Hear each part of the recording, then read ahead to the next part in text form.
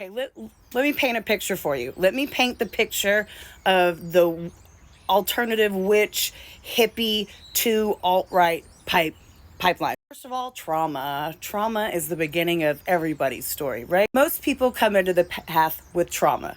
They've usually had some sort of religious trauma, so they can't go back to that.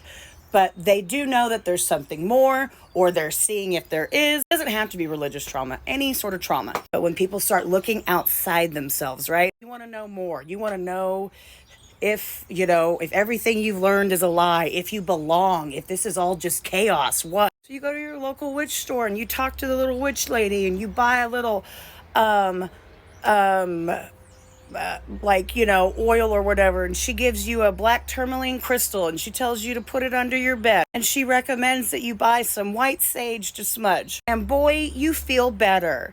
Oh my gosh, this is really peaceful. This is hearkening to something. But that sage and that crystal made you feel better, so you keep going and you start reading and you start opening yourself up. Then one day you stop into your little witch shop and there's a Native American woman trying to sell her handmade wares to the store. You overhear her talking to the owner of the shop and saying, "Can you please not sell white sage? Can you not say the word smudge? I have made herb sticks from the medicine of this land." And that is how healing happens. You're just over listening and you're like, "Oh my gosh, but this sage has helped me every day.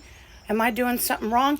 Then you go back into trauma, especially if it's religious, right? Because we all have like religious authority trauma in a lot of ways. So we can get very like, what do you mean you're telling me what to do?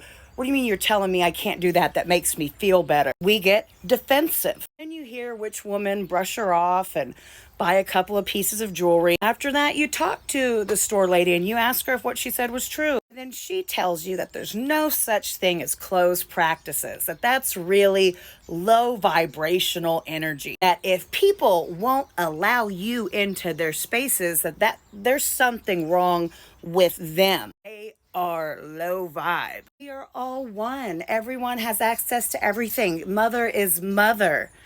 She's all ours. Don't let anyone tell you anything different when it comes to your own spiritual magic and work. You are the captain of your ship. They're just low vibe. They're just 3D. You have surpassed. And I know that this is like, what?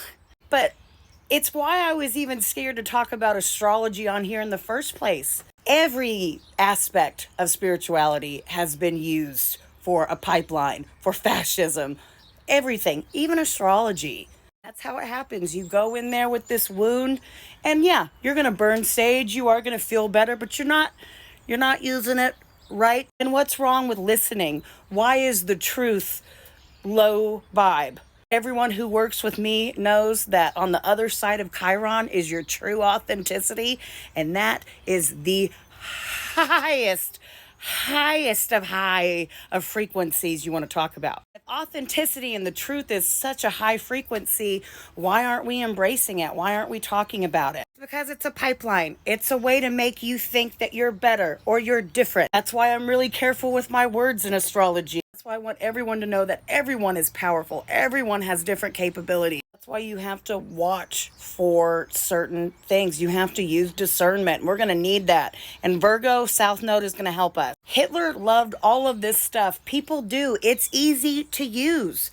It is easy to use people who want to heal and who want to better themselves. People who want to heal, who want to better themselves, who feel like they don't belong, have no community. Like, I know for a fact that there are tarot readers and certain workers on here who have spread little seeds that I think were plants from the pipeline to the pipeline. So much easier than one thinks. And I want to write a book on it one day or something. Like, this has been my journey in Oklahoma. And I feel Oklahoma's the worst because we're Native American territory. The language we use in Oklahoma is like, how much Indian do you have? How much do you have in you? We teach everyone that Native American is your blood quantum. So everyone in Oklahoma thinks that they're a little bit indigenous. So there's no reason for any other indigenous to tell them anything. Yeah.